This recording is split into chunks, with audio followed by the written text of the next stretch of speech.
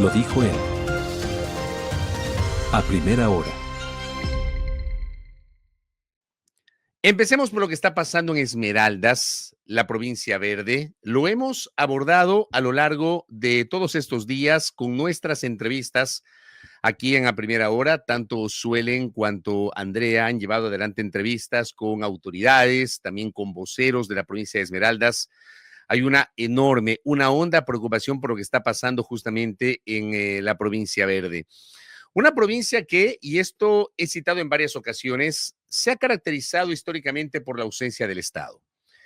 Esmeraldas, que debería ser un polo de desarrollo económico y turístico. Las playas de Esmeraldas son las más cercanas para quienes, por ejemplo, residimos en la provincia de Pichincha, para quienes residen en Carchi, para quienes residen en Imbabura. Terminan siendo las playas más cercanas. Playas que deberían tener servicios de primera, playas que deberían tener servicios básicos de calidad, pero que han sido históricamente olvidadas. Basta con ver la situación en varias zonas que deberían ser un emporio de desarrollo turístico, de desarrollo hotelero, que ni siquiera servicios básicos tienen. ¿Cuánto le ha costado a la provincia de Esmeraldas recuperarse paulatinamente de los estragos del terremoto del 16 de abril del 2016, que destruyó buena parte de la provincia de Manabí y el sur de Esmeraldas? Ese sur de la provincia verde, en donde hay un desarrollo justamente de la actividad turística, de la actividad hotelera, pero que no ha logrado esa continuidad en el tiempo por la ausencia de Estado. Tal vez algo, pero recontra básico, ¿no? Y a mí me han escuchado en varias ocasiones relatar esto, la manera como sistemáticamente se ha permitido la destrucción de esos 90 kilómetros de carretera que enlazan el cantón Quinindé con la ciudad de Esmeraldas. Ya, son 90 kilómetros. Y resulta que si ustedes recorren esa vía, buena parte de esos 90 kilómetros, sobre todo los 40 y pico que unen Quinindé con Viche, están prácticamente destruidos. Viche es una parroquia que pertenece al cantón Quinindé y están prácticamente destruidos. Han ocurrido siniestros de tránsito, han ocurrido situaciones muy complejas para quienes transitan por allí. En la noche eso es de terror, de miedo. Por mencionar este ejemplo, ¿no? Y lamentablemente la situación vial no ha mejorado en la provincia de Esmeraldas y la prefectura se pasa la pelotita con el Ministerio de Transporte y Obras Públicas, en fin. Pero si uno llega a la provincia de Esmeraldas y llega a los cantones, uno va recorriendo los cantones y se encuentra con la ausencia de servicios básicos. Y uno tiene referencias de lo que pasa, por ejemplo, en sectores más apartados, en sectores más abandonados, que históricamente han tenido la presencia del crimen organizado. En esas zonas donde no hay Estado, eso se ha convertido en tierra fértil para, por ejemplo, atraer a esos grupos delincuenciales, a niños y adolescentes que son cooptados en zonas en donde, como digo, se han caracterizado por la ausencia de oportunidades, por la falta de oportunidades para crecer. Hay un texto muy directo, con mucho contenido, que publicó mi colega periodista María Sol Borja en su columna semanal del portal Primicias. Y mejor titular no le pudo haber encontrado, Sol.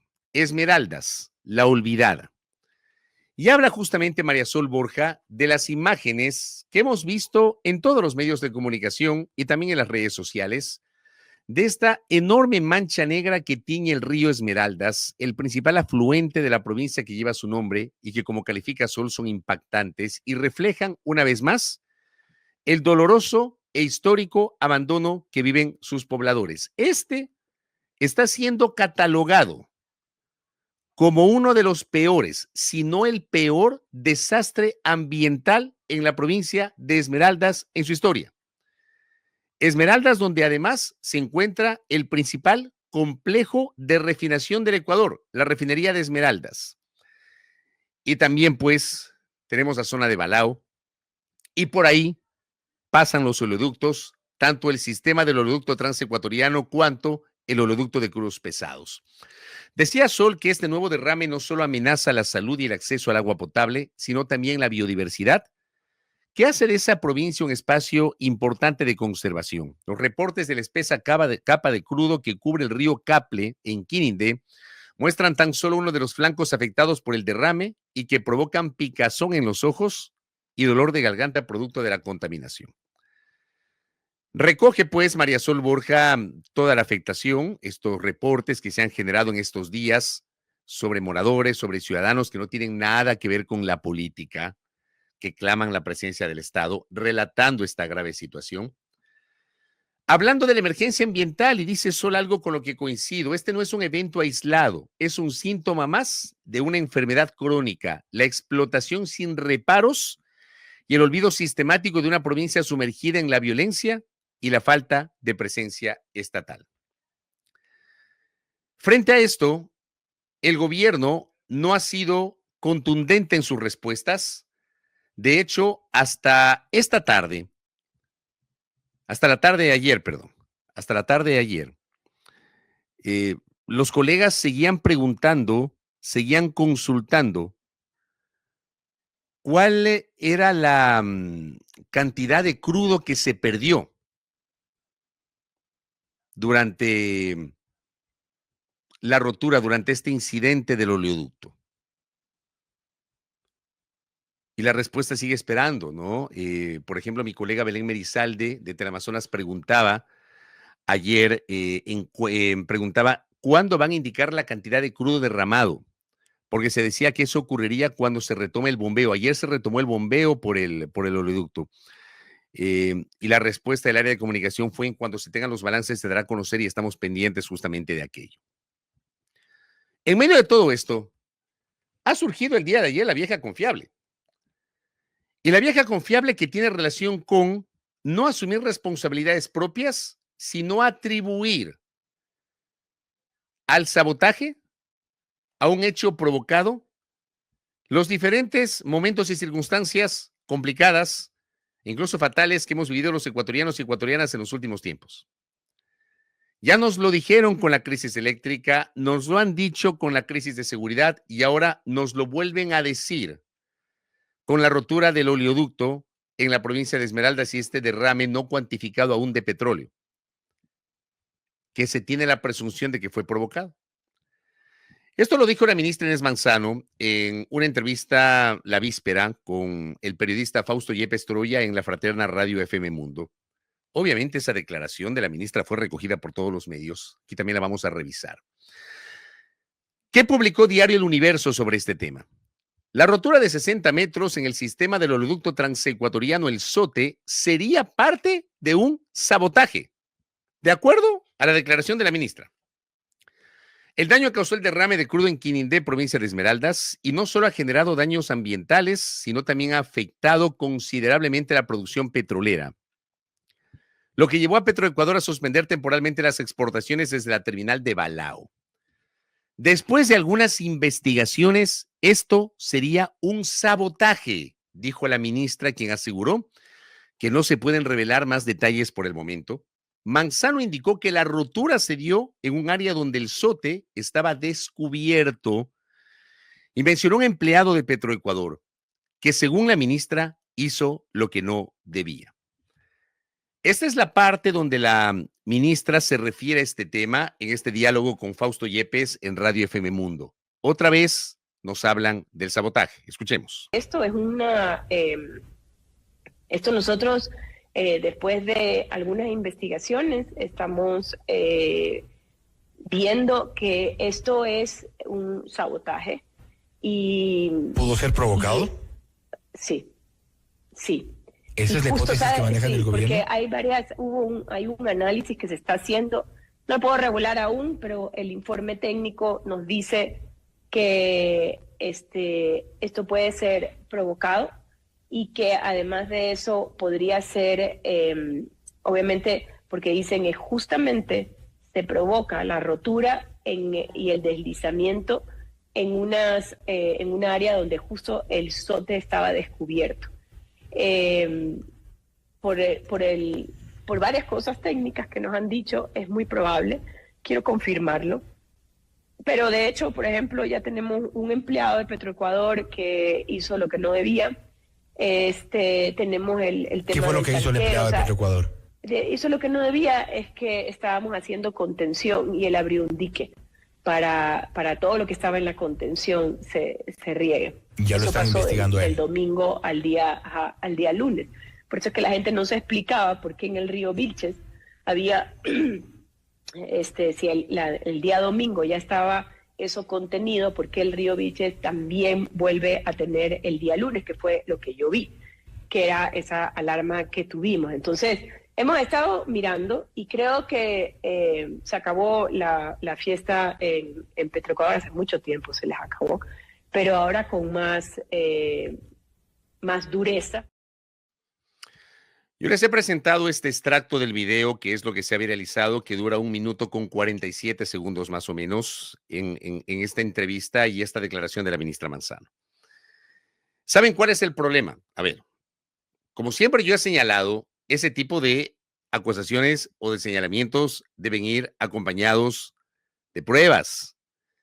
Y esas pruebas deben desembocar en investigaciones y las investigaciones deben desembocar en procesos. Y esos procesos, luego de cumplir pues con todos los elementos de un proceso, la investigación, el derecho a la defensa, etcétera, desembocar en sanciones. Pero ¿saben cuál es el problema que yo identifico en esta declaración de la ministra Inés Manzano? Sin pretender siquiera decir que la ministra está mintiendo. No me atrevería a decir eso porque capaz que ella tiene las evidencias.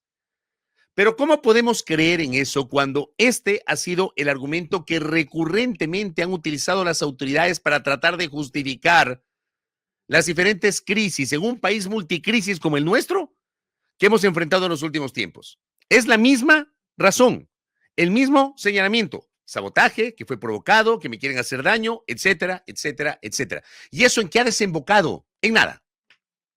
En nada.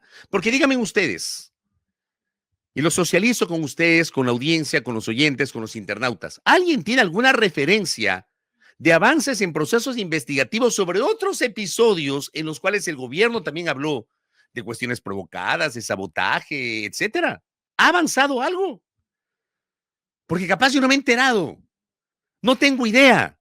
Y ya vamos a revisar los antecedentes. Pero sobre este caso en particular, resulta que hace menos de 2 días, la propia ministra Inés Manzano, abordada por la periodista Blanca Moncada del portal digital La Defensa, dijo otra cosa. El propio portal La Defensa publicaba, ¿no? La ministra Inés Manzano ha dicho ayer, 19 de marzo, que el derrame de esmeraldas fue sabotaje. Es lo que presume la ministra Manzano.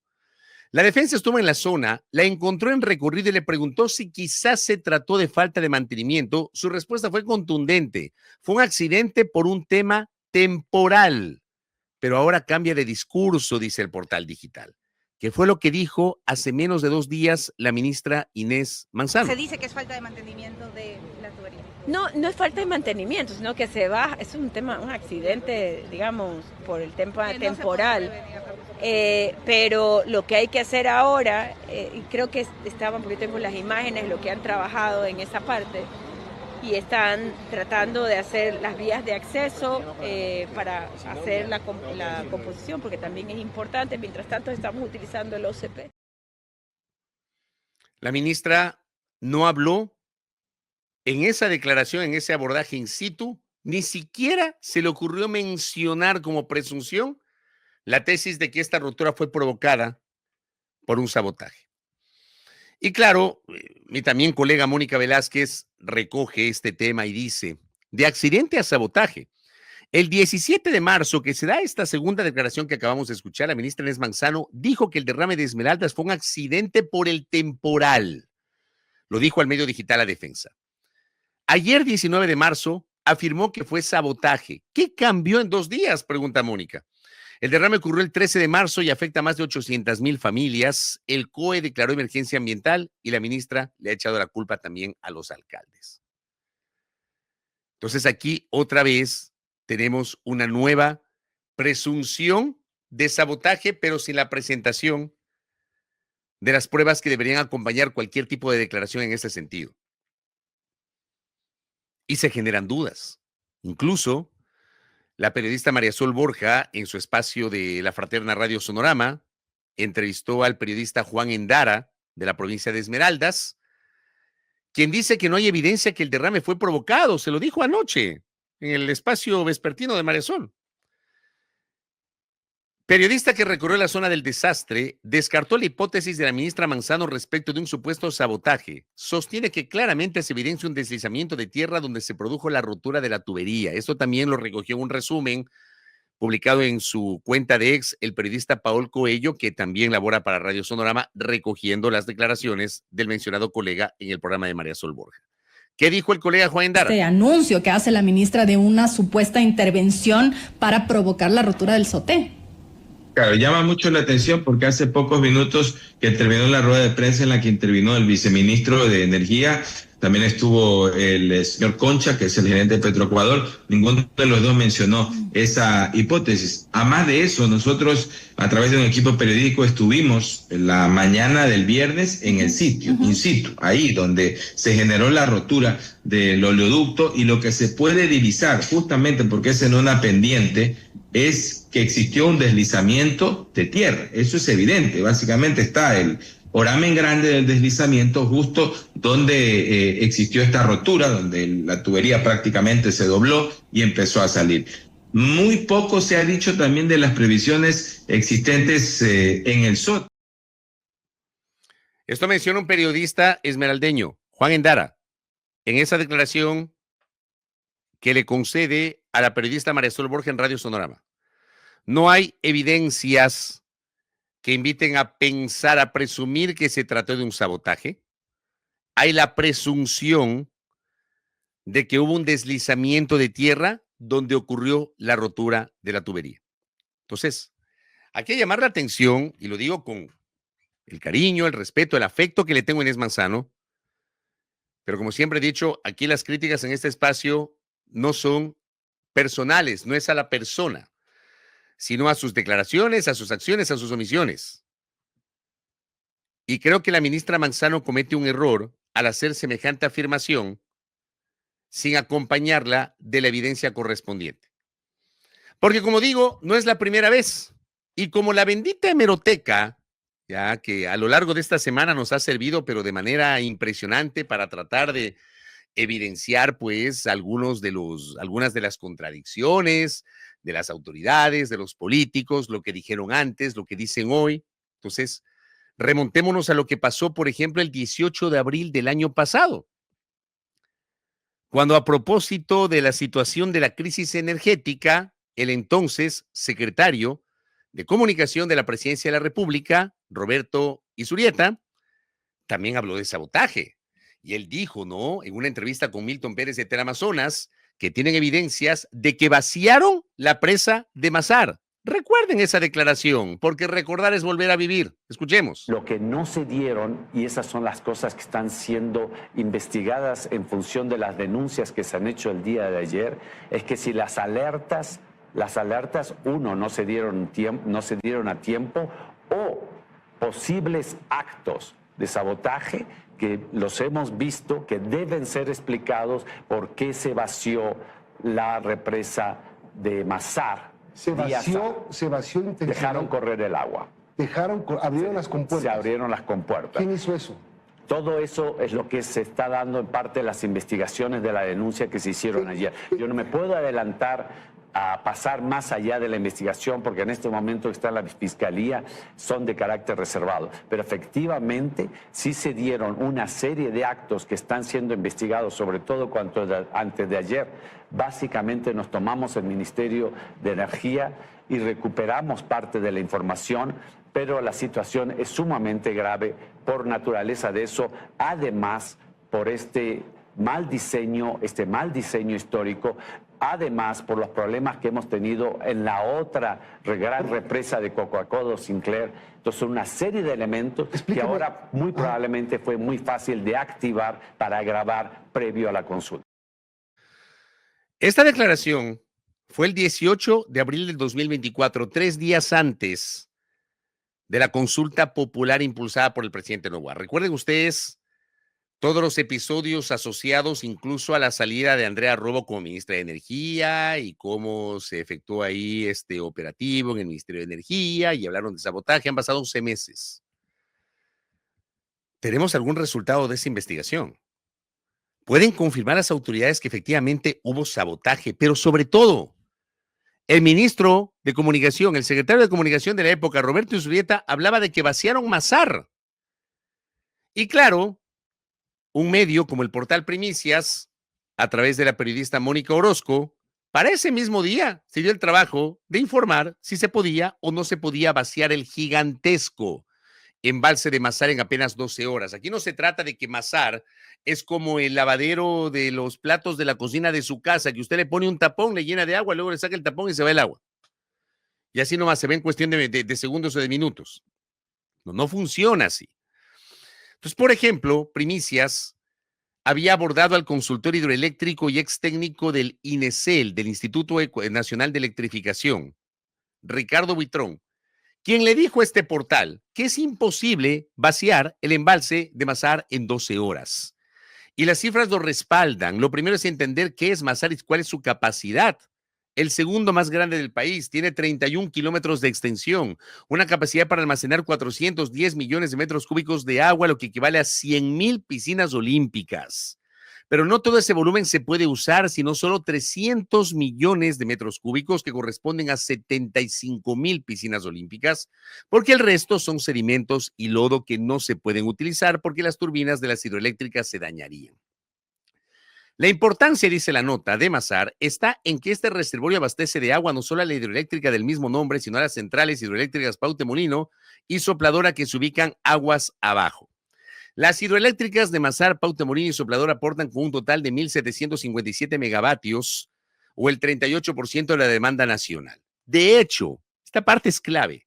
Cuando el embalse Amalusa de la central hidroeléctrica Pautemolino se queda sin agua, Masar desfoga sus reservas para alimentarlo al estar ubicado aguas abajo. Y lo dijimos en su momento, el año pasado, cuando comentamos esta declaración del secretario Izurieta.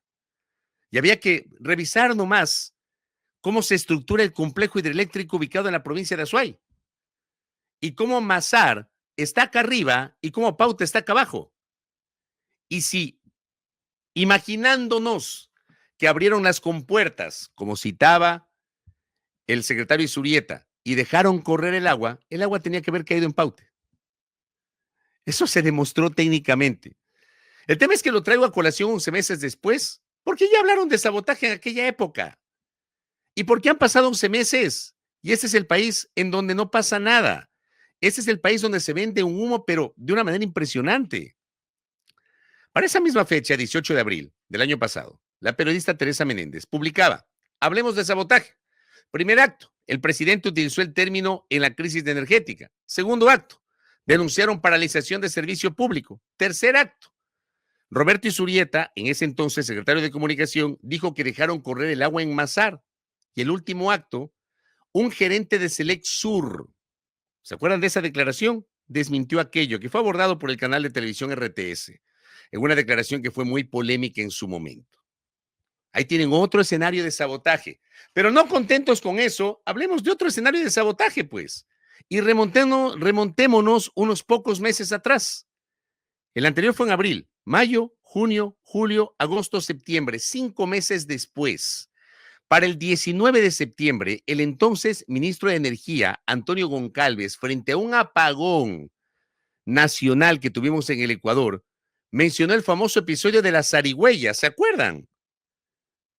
Recordémoslo, ¿qué les parece? Sigue el gobierno con el tema del sabotaje, cuando sabemos que el problema es la sequía, no se ha probado que hay un delincuente ahí bajando los breakers. Usted es una persona responsable y tiene a su cargo, a usted lo ponen como custodio de una infraestructura estratégica del país, como son las hidroeléctricas, o de un sector eléctrico, y pasan cosas raras, como un accidente que fue una falla humana, o vino una zarigüeya y quemó la subestación, o un globo metálico topa una línea de 69 kilovatios, y todo pasa, con todo respeto, si tú estás de custodio, haces lo posible para cuidarlo bien.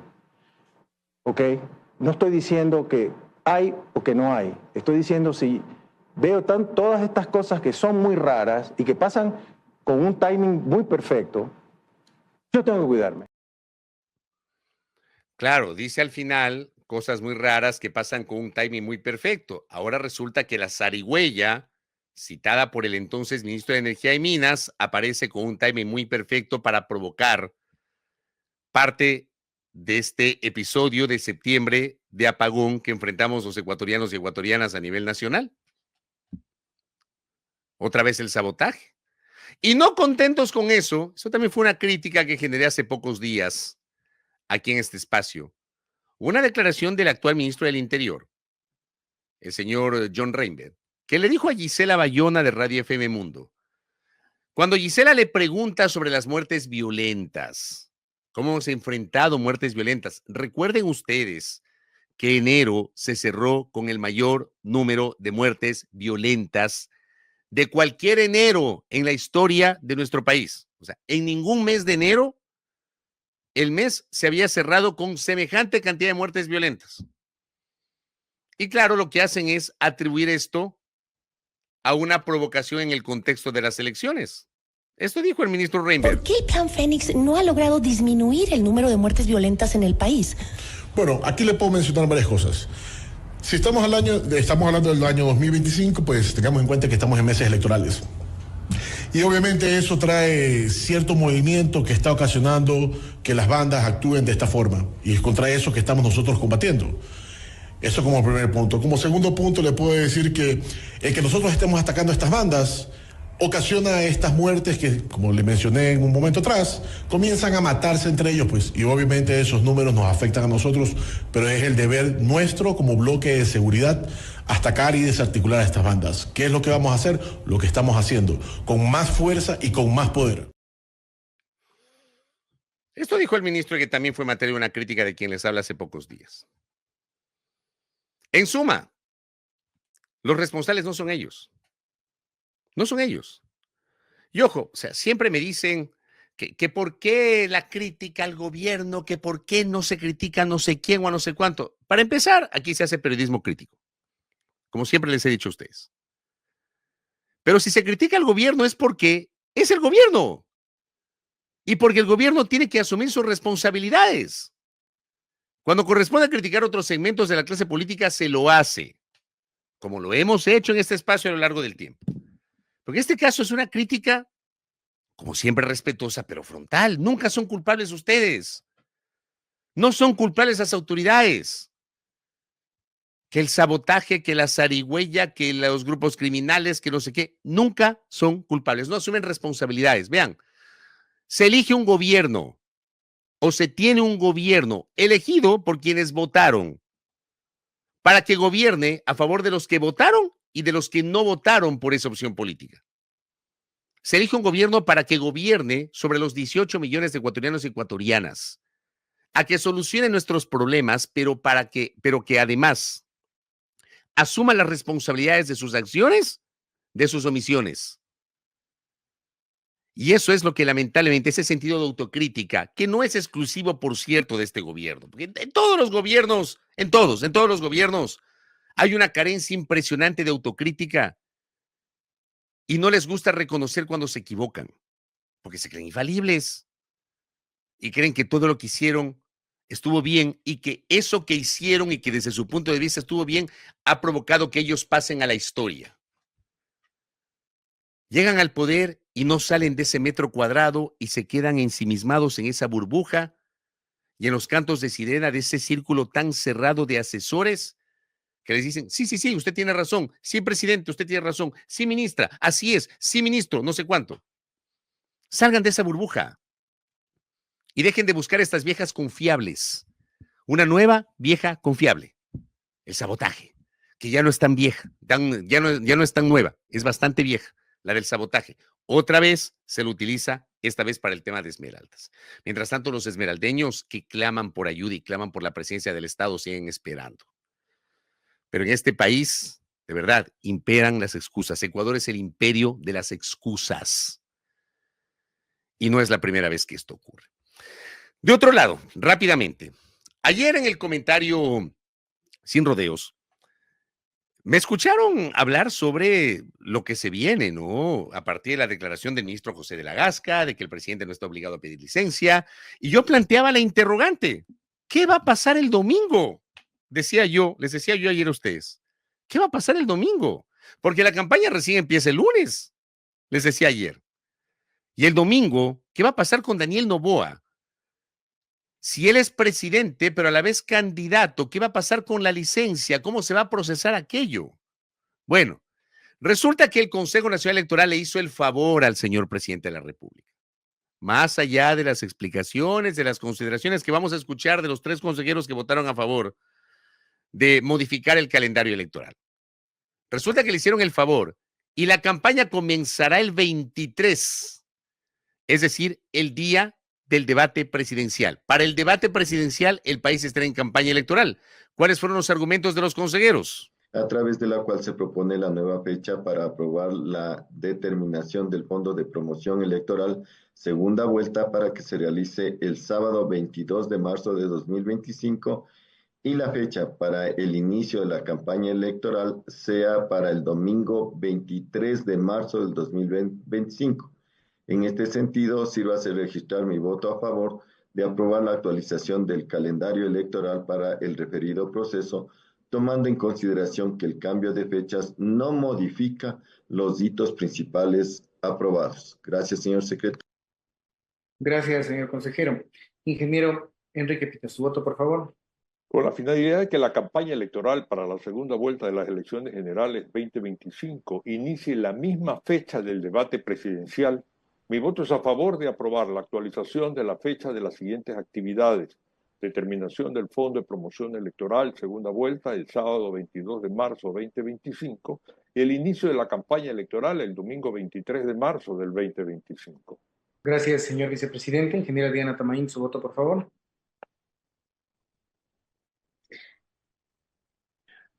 Gracias, señor secretario. Amparada en las funciones atribuidas al Consejo Nacional Electoral y dispuestas en los artículos 219, numeral 1 de la Constitución y 25, numerales 1 del Código de la Democracia, mi voto a favor de aprobar la actualización del calendario electoral de las elecciones generales 2025. Gracias. Bueno, ahora se les ocurrió lo lógico, que el debate sea después del inicio de la campaña electoral. Ahí en la sesión de ayer se hablaba de que la idea era dar un día más, o sea, ahí buscaron unas explicaciones, ¿no? Dar un día más para que la gente pueda tener acceso a la campaña, qué sé yo, unos argumentos que se caen de maduro. La verdadera razón es la hipótesis que ayer manejamos en este espacio, este dilema jurídico-político respecto de la licencia o no del presidente de la República, que para mí no hay discusión. Pero el gobierno ha asumido e insiste en que el presidente no va a someterse a una licencia. No sé en qué calidad se va a presentar el día domingo, pero para mí está claro que lo hicieron por eso. Y lo último, lo ultimísimo, porque no podemos dejar de hablar de este tema. Porque así como generamos una crítica periodística argumentada sobre los unos, también generemos sobre los otros.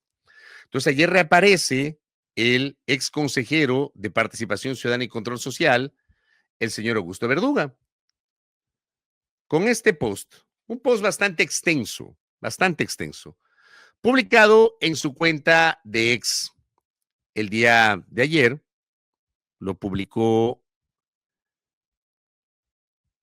a las 8:43 de la mañana de este miércoles 19 de marzo. Entonces, si ustedes revisan el post del señor Verduga, entonces él habla de la narración de los poderosos, se hace oír sin pudor, sin rubor, mientras que los verdaderos problemas de la gente quedan enterrados en la miseria de la manipulación mediática. Mi único delito ha sido desafiar al poder más monstruoso que hemos tenido en este país, la banca privada. Dice que ellos con su cómodo escenario de impunidad se frotan las manos, disfrutan del espectáculo de la carroña, bla, bla, bla, bla, bla. Nosotros, los que seguimos creyendo en un proyecto de país debe basarse en la justicia y en la equidad, seguiremos resistiendo. Y es cierto, esa resistencia nos ha llevado al límite.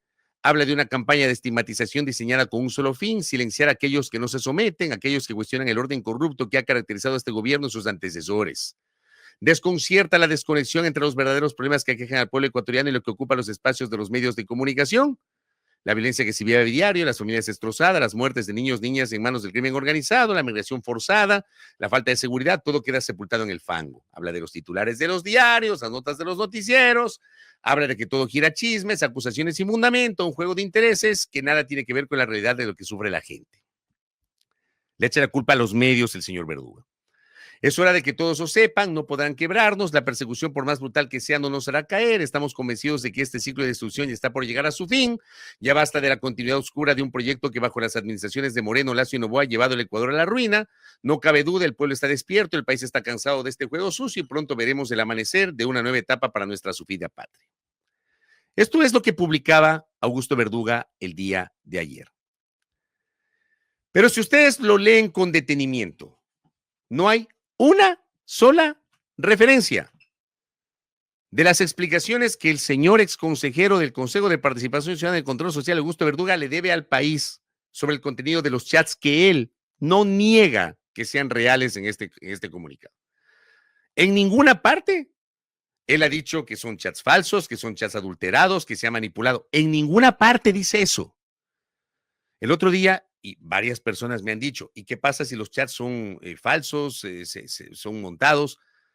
Pero nadie ha negado la veracidad de los chats. Nadie.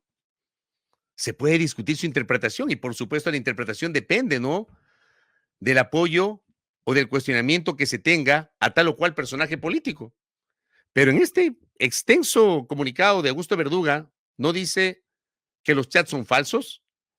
Él habla de manipulación mediática, él habla de los titulares. Bueno, yo quiero decirle públicamente a Augusto Verduga, con todo respeto, que, por ejemplo, en este espacio, hemos abordado este tema porque corresponde abordar este tema, como por ejemplo en el comentario empecé hablando de Esmeraldas y luego pasé a hablar sobre esta decisión del CNE para acolitar al presidente.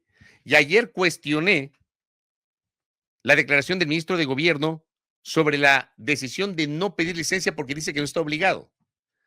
Y abordamos otro tipo de temas, como hemos abordado el tema de la seguridad o de la inseguridad, las masacres en el país, que me han escuchado en varias ocasiones hablar, la desaparición forzada de 4 niños adolescentes del sector de las Malvinas, son temas que han estado en nuestra agenda. Y eso no significa que por mencionar el caso del señor Verduga y del Consejo de Participación Ciudadana nos estamos distrayendo, pues que hay que mencionarlo. Y el señor Verduga le debe una explicación al país, porque no dice nada más allá de que escribe bonito. No dice nada de los contenidos de los chats. No dice nada de sus conversaciones. No dice nada de lo que se lee allí, de cómo pretendían utilizar las atribuciones del Consejo de Participación Ciudadana y Control Social para poner autoridades de control, de cómo, según uno de los chats, se habría develado una intención de apoyar la posesión ya formal que asume el cargo Raúl González Carrión en la Superintendencia de Bancos y que les entregue 4 cargos claves en esa institución. Y así por el estilo. Un montón. Verduga nos debe un montón de explicaciones, como nos la debe Eduardo Franco Loor y los otros personajes que aparecen allí. Entonces, así como nos plantea Augusto Verduga que no nos distraigamos de otros temas, no lo hacemos, pero tampoco pretendan distraernos de este tema sobre el cual nos deben explicaciones a los ecuatorianos. Tampoco se hagan los locos, ¿ya? Ojalá que se entienda esto que estoy señalando. Cierro el comentario, gracias a la audiencia, me he extendido un poquito, ya vamos a continuar con las entrevistas a cargo de Suelen Granda y Andrea Orbes Altos. Primera plana. Todas las noticias, todas las voces.